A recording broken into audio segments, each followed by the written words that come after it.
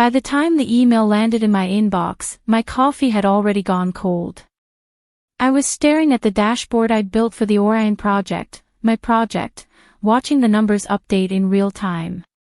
The soft hum of the office air conditioning, the quiet clatter of keyboards, the low murmur of conversations, it was just another Tuesday morning. Then my screen flashed with a company-wide notification. Party popper announcement, celebrating leadership on the Orion launch. I clicked it without thinking.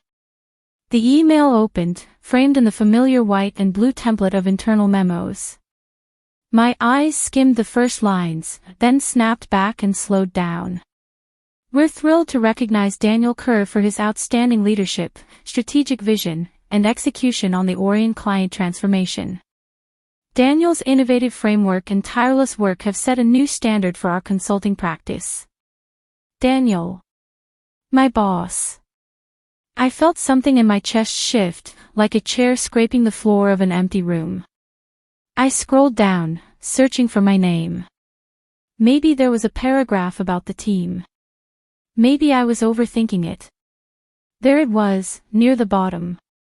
One line. We also appreciate the broader project team that supported Daniel in execution. No names. No roles. No mention of the person who had spent 12 months designing the entire architecture, who had met with the client every week, who had rewritten the implementation plan 3 times when things went sideways. Who had, in more ways than one, bet her career on this project. I leaned back in my chair, the old cushion creaking underneath me. Around me, people were talking, laughing, reacting to the email. The guy from data science leaned over the partition and said, "Big win for Kerr, huh?" I forced a small smile, the kind that doesn't reach the eyes, and nodded. My cursor hovered over the team's icon as I considered sending Daniel a message. Congratulations. Hey, did you see? My fingers stayed still. It wasn't just the email. Orion had put our team on the map. If the metrics held steady, this was the kind of project that could change a career trajectory, trigger promotions, bonuses, invitations to the strategy table. For months, people had been saying, "This will be big for you, Linnea." My mother had said it over the phone, her voice proud and tired at the same time. "You always were the smart one. This is your time." I minimized the email and pulled up the client timeline. Every milestone.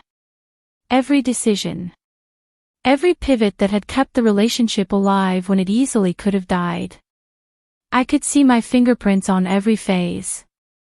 I remembered Daniel's words from 6 months ago, standing by the coffee machine, steam curling between us. "Don't worry, Linnea. When this lands, everyone will know who carried it." The fluorescent lights above my desk buzzed faintly. My reflection in the monitor looked calm, almost blank, except for the tension around my mouth. In another tab, the email glowed like an accusation.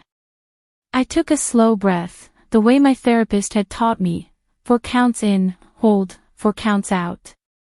Somewhere in the open office, someone clapped, maybe reacting to a message, maybe joking with a colleague. The ordinary noise of a normal day. But for me, something quiet and essential had been disrupted. I closed my eyes for a moment, not to cry, but to trace a line backward and forward in my own mind, from the long nights and weekend calls, to this email, to whatever came next. When I opened them, the world hadn't changed. But I knew, with a sudden and unsettling clarity, that if I did nothing now, my story would be written without me. That night, I lay in bed with my phone lighting up the ceiling, scrolling past the email again and again as if the words might rearrange themselves. I'd always thought my career would be a straight line: study hard, get the right job, move up. I was the first in my family to work in corporate, the first to have a key card and a badge and a floor with a view. My mother still worked part-time at a nursing home back in our small town. Sometimes she'd ask me what exactly I did, and I'd tell her in simple terms, "I help companies fix what's broken." Saying it had always made me proud. Now, the phrase tasted hollow. If Daniel took credit for Orion, he wasn't just stealing recognition. He was rewriting the narrative, my narrative. To everyone who mattered, senior partners, the client's board, prospective employers, Daniel would be the visionary. I would be, at best, someone in the background, that faceless, broader project team. My promotion had been an unspoken assumption in our one-on-ones for months. I could still hear his voice in my memory, calm and confident. You keep delivering like this, Linnea, and principal is just a matter of timing. He'd said it with his hands folded on the table, soft light filtering through the glass walls of the meeting room, like he was handing me something solid. But promises are light. They don't weigh much until you realize they aren't real. I thought about the sacrifices I'd made during the Orion build, the birthdays I'd missed, the nights I'd eaten vending machine dinner under fluorescent lights, the weekends I spent hunched over my laptop while my friends sent photos from brunch. I thought about my mother sending messages like, "Don't push yourself too hard, but I'm so proud of you," followed by little heart emojis. They all believed this was leading somewhere. And then there was the money. A promotion meant not just a nicer title but a salary that could finally make things easier at home. My mother's medical bills. The leaking roof that had been patched more times than I could count. I'd calculated it once on a spreadsheet. With the raise, I could pay off my student loans in 5 years instead of 10. Orion had been my shot at acceleration. One project, perfectly executed, could change the math of my life. The more I thought about the email, the more a familiar, heavy fear settled in. Maybe I was overreacting. Maybe this was just how it works. People always said that in consulting, that's just how it works here. Leaders get the spotlight. Teams stay invisible. Be grateful. Don't make waves. Wait your turn. But another part of me, quieter and more stubborn, pushed back. I had led every major workshop. I had built the core framework. When the client threatened to pull out over scope creep, it was me on those calls, talking them down, not Daniel. In status meetings, he'd say, "Linnea will walk you through this," and then sit back, taking notes. When we got the go-live approval, he'd clapped me on the shoulder outside the elevator. "You crushed it. I'll make sure people know." I turned my phone off and stared into the dark. What scared me most wasn't that Daniel had taken credit. It was the realization of how easy it had been for him. How the system around him had rushed to confirm the story he told about himself. How quickly I could go from a rising star to invisible, with one polished announcement. Lying there, listening to the low hum of traffic outside my window, I understood the stakes with painful clarity. If I didn't fight for my own work now, I might spend the rest of my career watching other people attach their names to my efforts. I didn't want a war. I didn't want drama. I just wanted the truth to be seen. But truth, I was starting to learn, rarely stands up on its own. It needs proof. 2 days after the announcement, I found the proof without meaning to. It started as a desperate act of self-preservation. During lunch, I booked a small focus room, one of those glass boxes with a single desk and a potted plant that always seemed slightly too green to be real. I closed the door, sat down with my laptop, and opened my archive folder. If I was going to talk to anyone about this, HR, a mentor, anyone, I needed a record. Something more than my word against Daniel's. Emails, meeting minutes, slide decks. I pulled them all. In every thread with the client, I appeared as the primary sender, the one answering detailed questions, proposing solutions. Daniel's name was there too, but often as CC, sometimes as a brief approval at the end. Looks good, proceed. D. It painted a picture, but not one neat enough to hang an argument on. He could always say he'd been leading behind the scenes, that his contributions were strategic. I rubbed my eyes and scrolled back to the early days of the project, to a date nearly a year before. The subject line caught my attention, statement of work, naming project lead. I clicked. The email thread opened, revealing messages between our legal team, the client's procurement officer, and me. I remembered now, vaguely, the conversation. The client had wanted a named project lead included in the statement of work. At the time, it had felt like a formality, just another clause in a document full of clauses. In the thread, the client's contact had written, "We would prefer to include the name of the consultant who will be our primary partner on Orion. As discussed, that would be Linnea Duarte, correct?" Below it sat my reply, polite and professional, "Yes, that's correct. I'll be the primary point of contact and will lead the delivery on our side." Then, further down, an email from our internal legal counsel to Daniel and me, attaching the final version of the contract. "Please review and confirm. We've added a clause naming Linnea as lead consultant and primary owner of deliverables for the Orion engagement." My heart began to pound in my ears. There was a link to the executed document, stored in our contract management system. My cursor shook slightly as I clicked it. A PDF opened, crisp black text on a white background. There it was, in formal language and legal numbering. 3.1 Project Lead. The primary project lead and owner of core deliverables for the Orion transformation shall be Linnea Duarte, Project Lead, whose responsibilities are detailed in Appendix A. Appendix A listed my responsibilities in excruciating detail: strategy, design, client relationship, sign-off authority. All of it. At the very bottom of the document, two signatures stood side by side. The client's VP of Operations. And Daniel. He had reviewed this. He had signed it. He had agreed, in binding terms, that I was the project lead and owner of deliverables. I scrolled further and found something else. A separate internal note from legal to Daniel, sent a week later. "Per your request, we've ensured the project lead language is limited to the client-facing contract and does not alter internal title structures. Per your request." I stared at that line for a long moment. It wasn't just that he knew.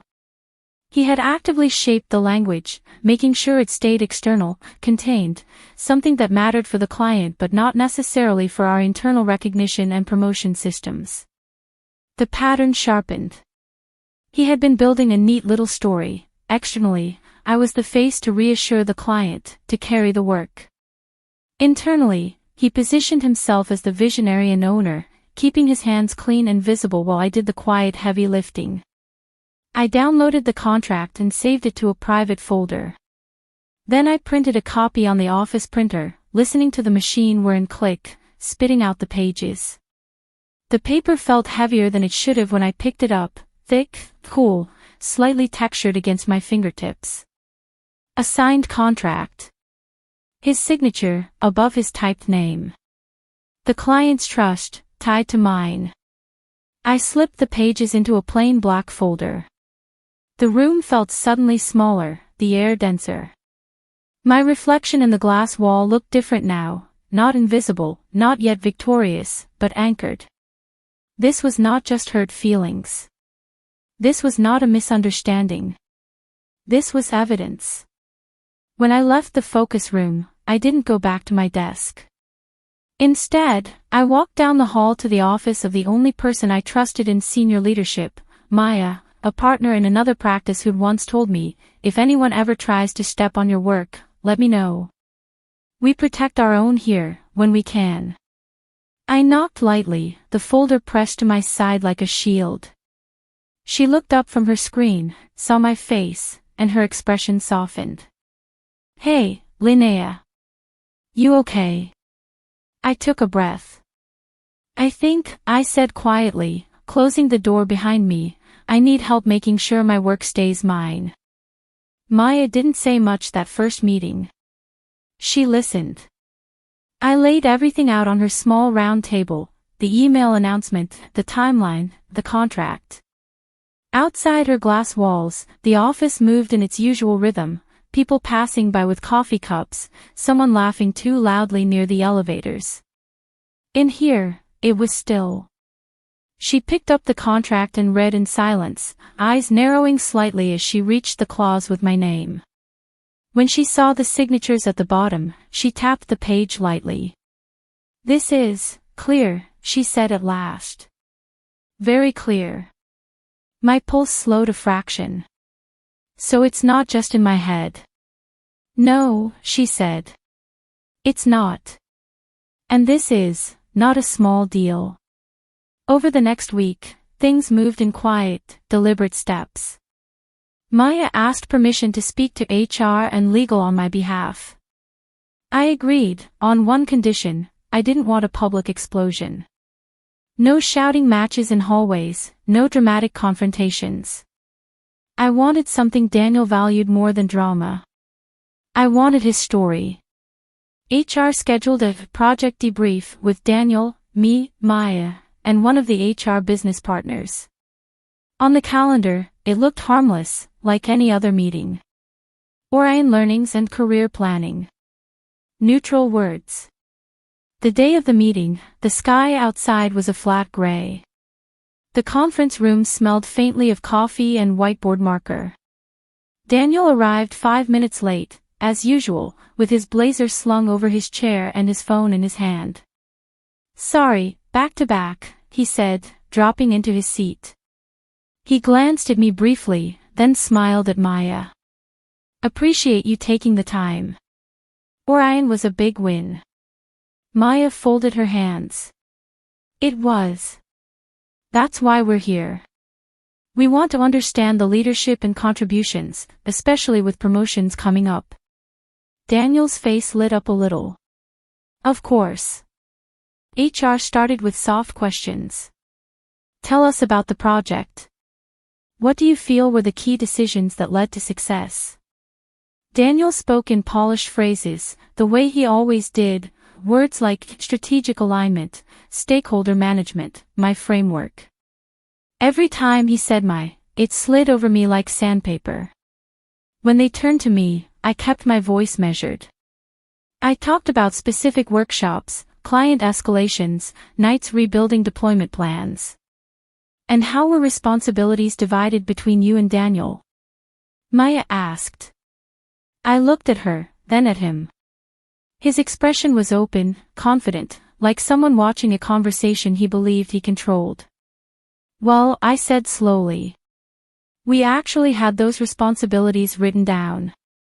I reached into my bag and placed the black folder on the table. The room seemed to exhale with me.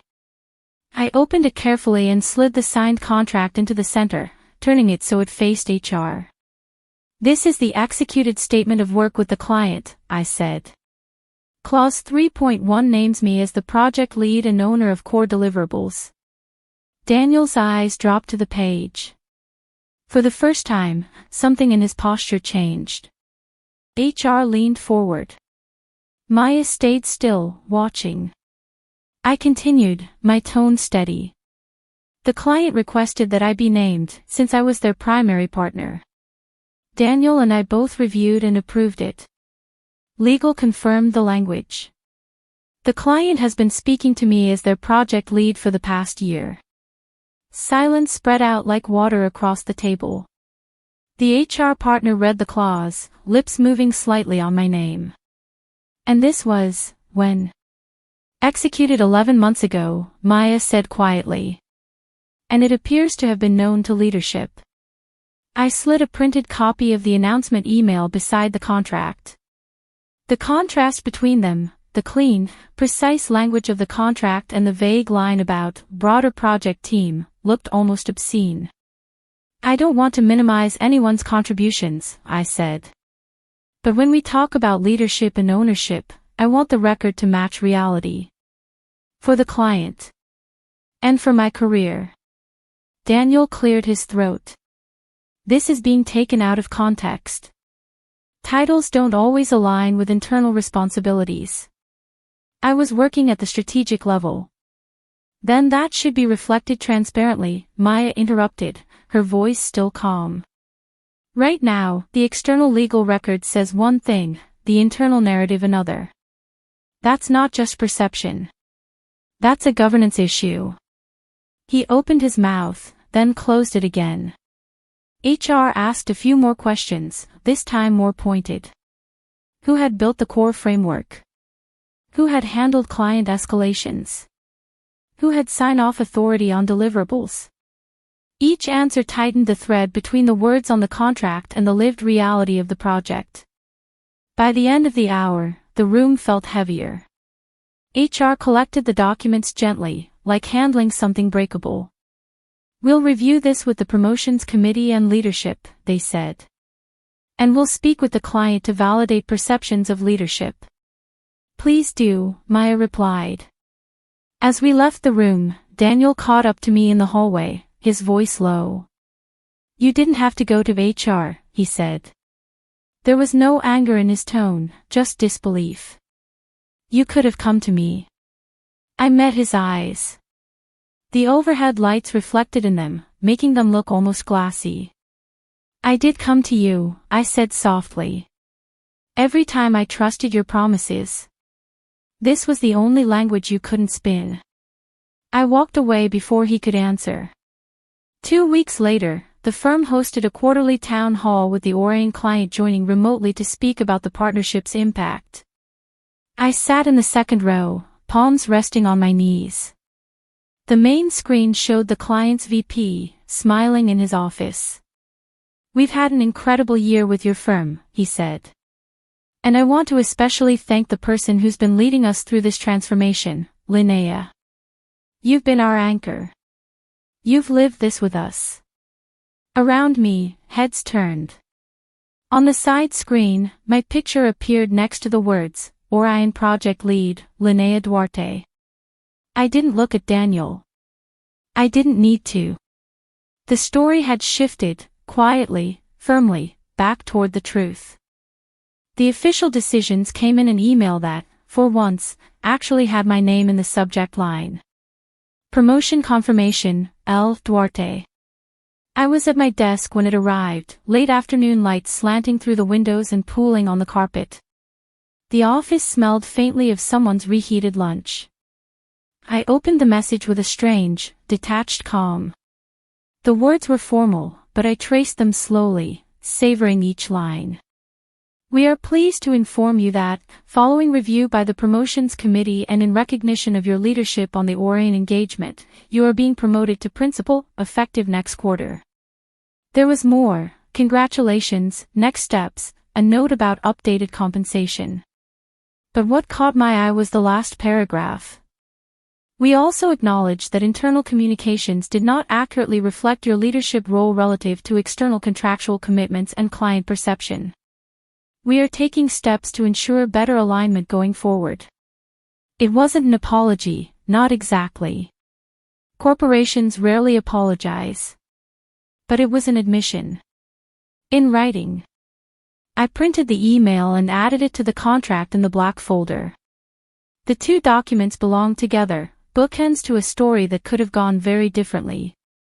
As for Daniel, there was no dramatic firing, no public shaming. Just a quiet announcement a month later, he would be transitioning to new opportunities outside the firm. People whispered, of course. They always do. But no one ever came to me directly with gossip. I wouldn't have answered anyway. The client kept working with us. On one of our calls, the VP said, I heard there were some internal adjustments on your side. For what it's worth, we always saw you as the lead, Linnea. The contract just reflected what was already true. Hearing that, I felt something loosen inside, like a knot I hadn't realized I was carrying. With the promotion came new expectations, bigger clients, more visibility, a seat at certain tables. My schedule filled with meetings I used to only hear about in passing. I was invited into rooms where stories about people's careers were written in real time, sometimes with care, sometimes with carelessness. I listened differently now. In one of our internal talent sessions, a junior consultant's name came up. Someone said lightly, she's solid, but she's just execution. I don't see leadership yet. I thought of the way I'd been described, once upon a time, in similar rooms. I spoke up. Calmly. On the Kestrel project, she led the redesign that kept the client from dropping us. The project sponsor mentioned her by name. I'd hate for us to miss that. There was a pause. Then someone typed a note into the shared document. The narrative shifted a degree. That was the quiet revenge I hadn't expected, not just getting what I deserved, but changing the way we talked about credit at all.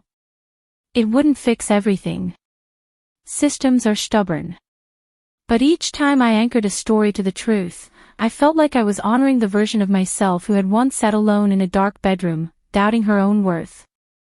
One Friday night, months after the promotion, I stayed late at the office to finish a proposal for a new client. The floor was nearly empty, the city outside a grid of distant lights. When I finally closed my laptop, I opened the drawer of my desk and pulled out the black folder. I didn't need it anymore, not really.